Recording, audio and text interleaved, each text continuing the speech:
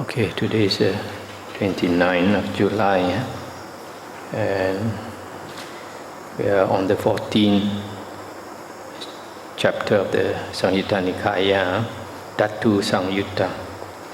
Today we come to Sutta 14.12, the 12th Sutta in the 14th Samyutta at Savatthi.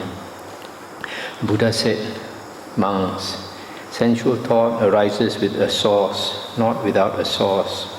Thought of ill will arises with a source, not without a source. Thought of harming arises with a source, not without a source." I'll stop here for a moment.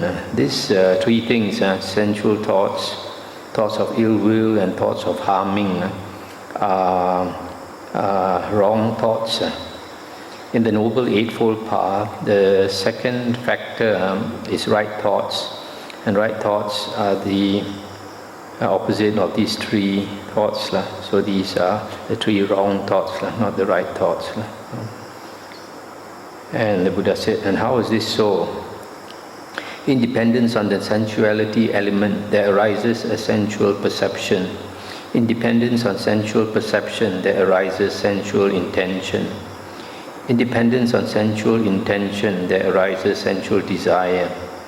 Independence on sensual desire, there arises sensual passion. Independence on sensual passion, there arises a sensual quest. Engaged in a sensual quest, the uninstructed worldling conducts himself wrongly in three ways, with body, speech and mind. I'll stop here for a moment. So here it says, first, there must be this sensuality element. This sensuality element, according to the commentary, is sensual thoughts and all sense sphere phenomena. You can say like sights, sounds, smells, tastes, touch. These are the sense sphere phenomena. So you have after you have this sensual element, then you have perception of it. Perception gives rise to sensual intention, and then that gives rise to desire, that gives rise to passion, that gives rise to a quest. And after the quest, you attain one. Then to continue, independence on the ill will element, there arises perception of ill will. Independence on perception of ill will, there arises intention of ill will. Independence on intention of ill will, there arises desire driven by ill will. Independence on desire driven by ill will, there arises passion driven by ill will. Independence on passion driven by ill will, there arises a quest driven by ill will. Engaged in a quest driven by ill will, the uninstructed worldling conducts himself wrongly in three ways, with body, speech and mind. Similarly, for the harmfulness element, independence on the harmfulness element, there arises perception of harming, and then it gives rise to intention to harm, etc., and then he conducts himself wrongly. Suppose, monks, a man would drop a blazing grass torch into a thicket of dry grass. If he does not extinguish it quickly with his hands and feet, the creatures living in the grass and wood will meet with calamity and disaster. So too, if any ascetic or Brahmin does not quickly abandon, dispel, obliterate and annihilate the unrighteous perceptions that have arisen in him, he dwells in suffering in this very life, with vexation, despair and fever, and with the breakup of the body after death. A bad destination may be expected for him.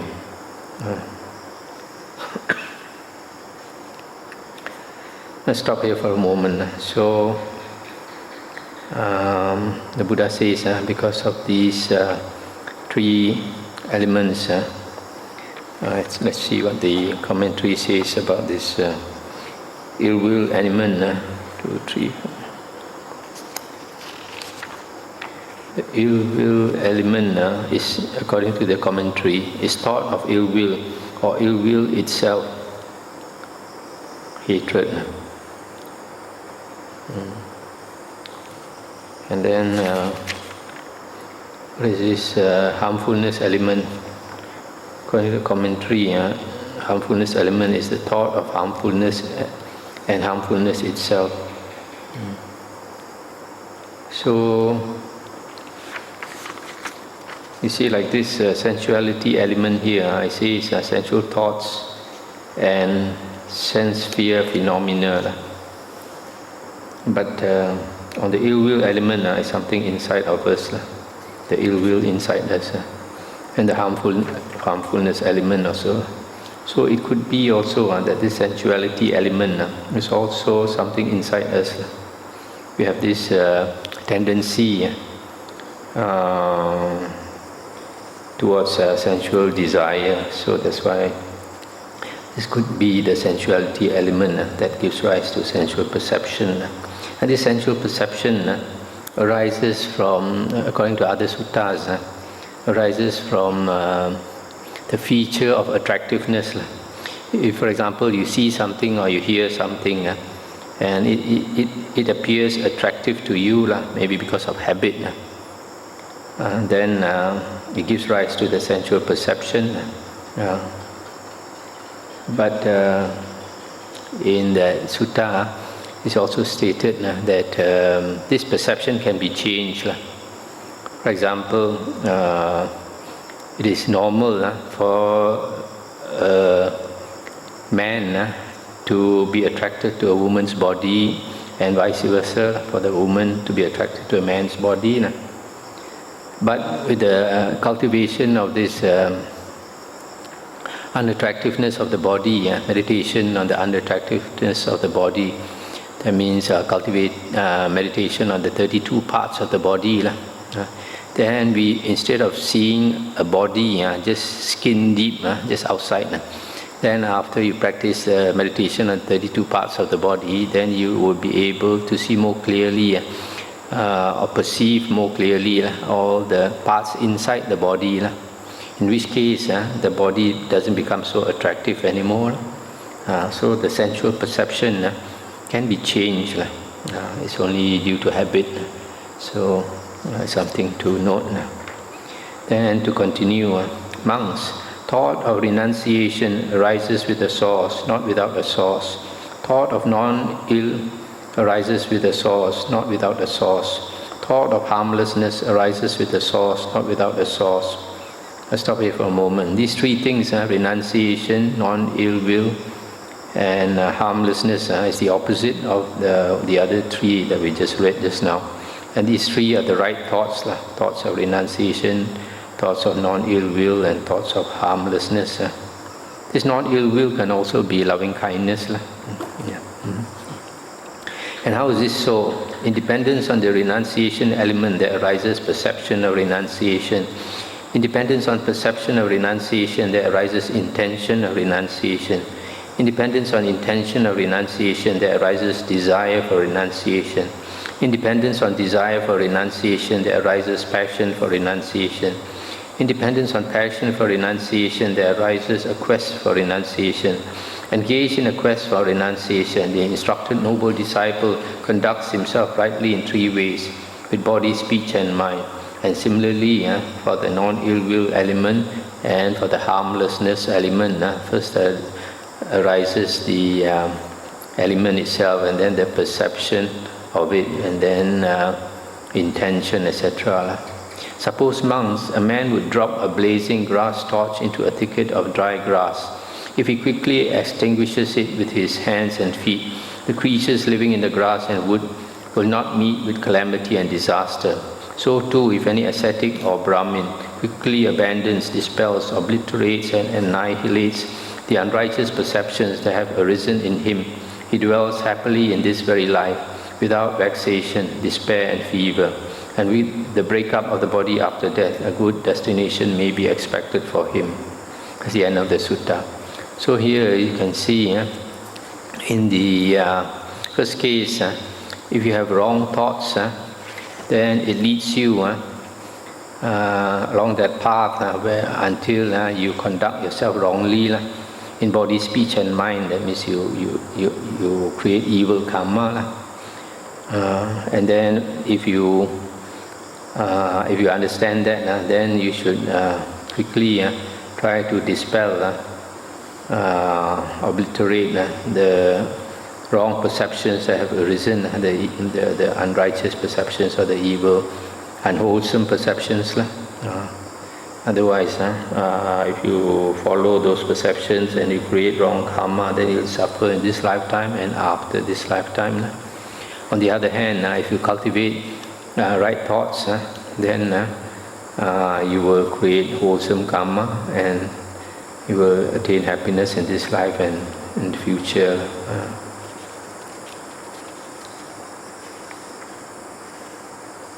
14.15. On one occasion, the Blessed One was dwelling at Rajagaha on Mount Vulture Peak. Now on that occasion, not far from the Blessed One, the Venerable Sariputta was walking back and forth with a number of monks. Similarly, the Venerable Mahamoggallana, Venerable Kassapa, Venerable Anuruddha, Venerable Puna Mantani Putta, Venerable Upali, Venerable Ananda were walking up and back and forth with a number of monks. And not far from the Blessed One, Devadatta too was walking back and forth with a number of monks. Stop here for a moment. These mentioned here are the great disciples of the Buddha, well-known disciples of the Buddha. Then the Blessed One addressed the monks thus: "Monks, do you see Sariputta walking back and forth with a number of monks?" "Yes, Venerable Sir. All those monks are of great wisdom." "Do you see Moggallana walking back and forth with a number of monks?" "Yes, Venerable Sir. All those monks have great psychic power." "Do you see Kassapa walking back and forth with a number of monks?" "Yes, Venerable Sir. All those monks are proponents of the ascetic practices." I'll stop here for a moment. So here, because Venerable, the first one is Sariputta, Venerable Sariputta was walking back and forth with his disciples. And since Venerable Sariputta is of great wisdom, his disciples are also of great wisdom, because the teacher teaches the disciples what he knows. And similarly, Venerable Moggallana has great psychic power, so those of his disciples also have great psychic power. Venerable Kassapa is famous for ascetic practices, the Dhutangas, and so his disciples are also the same. "Do you see Anuruddha walking back and forth with a number of monks?" "Yes, Venerable Sir. All those monks possess the divine eye or heavenly eye." "Do you see Puna Mantani Putta walking back and forth with a number of monks?" "Yes, Venerable Sir. All those monks are speakers on the Dhamma." "Do you see Upali walking back and forth with a number of monks?" "Yes, Venerable Sir. All those monks are upholders of the Vinaya, monastic discipline." Let's stop here for a moment. So here, after that we have Venerable Anuruddha. Venerable Anuruddha is divine eye, heavenly eye is so powerful. It seems he can see 1,000 world systems like in the palm of his hand. His mind has opened up so much that he can see 1,000 worlds as though so small in the palm of his hand. And then Puna Mantani Putta is also a Sakyan, and he's famous as a great speaker of the Dhamma, so his disciples are also like him. And then Venerable Upali, if I'm not mistaken, he used to be a barber for the Buddha and the other. So he's famous for the knowledge of the Vinaya. And similarly his disciples. "Do you see Ananda walking back and forth with a number of monks?" "Yes, Venerable Sir. All those monks are highly learned." Highly learned here means they have a good knowledge of the Suttas, the discourses of the Buddha. "Do you see Devadatta walking back and forth with a number of monks?" "Yes, Venerable Sir. All those monks have evil wishes," being greedy.